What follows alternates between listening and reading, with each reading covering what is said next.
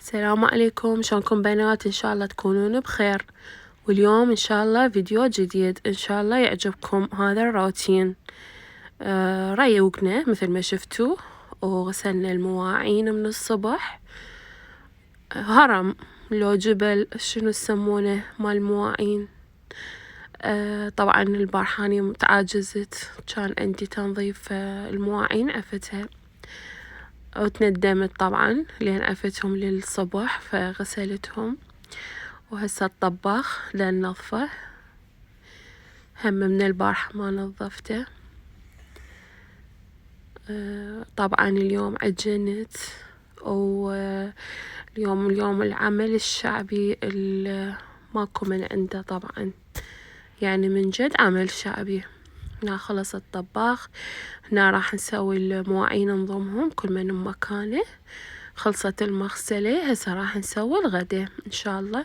اليوم الغدا بامية على طريقتي، طبعا كل من وطريقتها بالطبخ.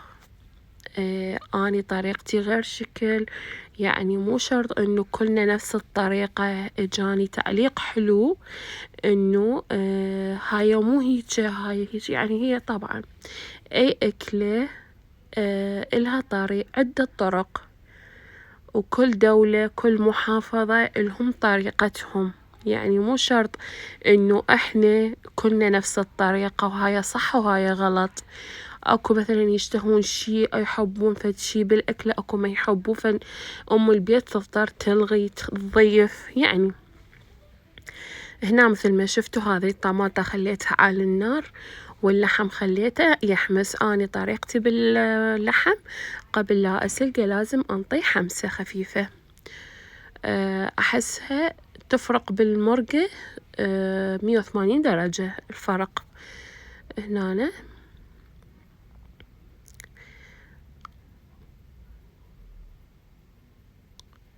يعني اني مرة سمعت مرة واحدة على اليوتيوب مخلية دجاج ويا البامية، يعني كل من وطريقتها. اثناء ما يتحمس اللحم، هنا اني خليت مي ومنظفات ومعطرات راح اغسل. اليوم ان شاء الله نويت افرش الغرفة القعدة او الهول، شو يسموها. هاي راح اغسل هاي القنفات وياكم اليوم. ما شاء الله الفيديو كله شغل بشغل. يعني قاعدة اني من 8 الصبح لين ساعة 1 لمن اجوي من الدوامات. اني والله بس اشتغل يعني يا ريت الشغل مثل الفيديو هيجي وقت. لا، القنفات صار فترة تاركتهم والله. فاليوم اجى الموعد مال الغسل، فغسلتهم. واثناء ما اني اسوي بالغدا اني اشتغل، يعني ما ظل انتظر الشي يخلص يلا ابلش بشغلة ثانية. لا، اني طبيعتي مشغلة غسالة مسوية بالغدا اسوي بشي ثاني، يعني ما انتظر انه شي يخلص يلا ابلش بشي ثاني.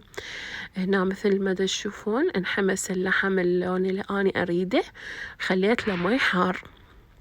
هنا راح نسلقه. اثناء ما نسلق اللحم، الطماطة هم نجهزها. اني اعصرها الطماطة بايدي، ما اسويها بالخلاط احسها تخرب، ما اعرف.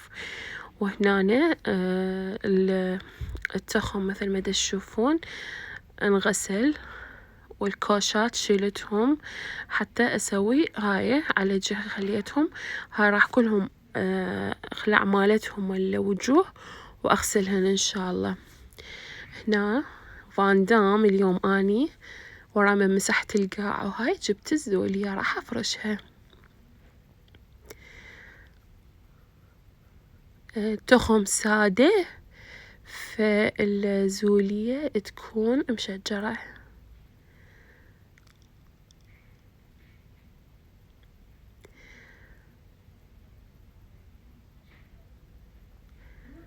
مثل ما تشوفون هاي.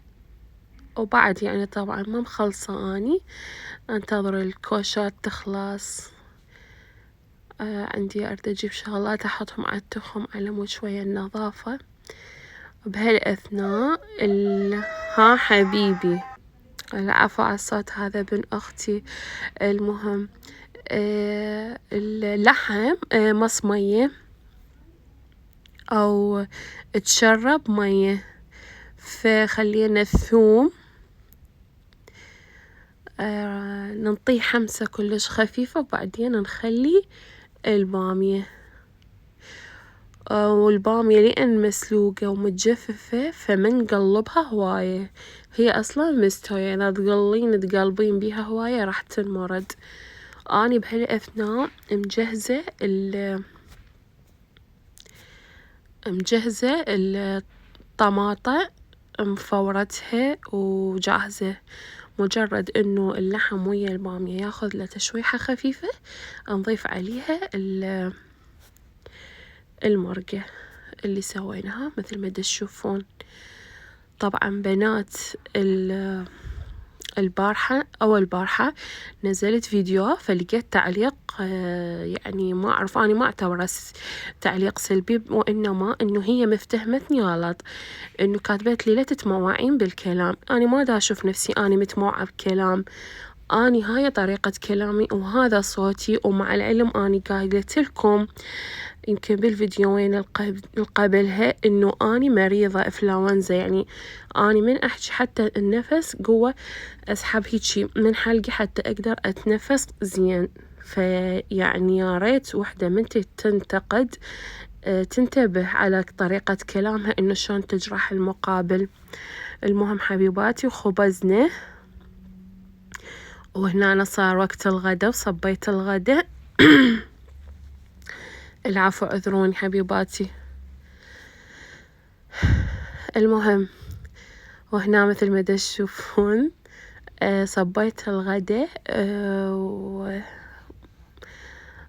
الحمد لله على النعمة والله يزيدها يا رب.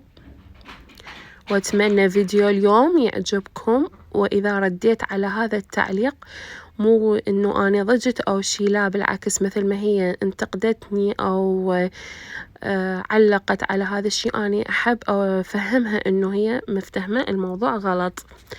فبنات حبيباتي، هاي سفرتنا لليوم، وإذا عجبكم الفيديو حبيباتي لا تنسوني باللايك والاشتراك وتعليق حلو من عندكم. وهنا ورا التعب كله والمعاناة كلها هنا قلاص شاي اللي يريح الراس ويوخر التعب كله. وهنا العصر رحت لأهلي وهذا الازدحام الرهيب. يلا عيني، مع السلامة.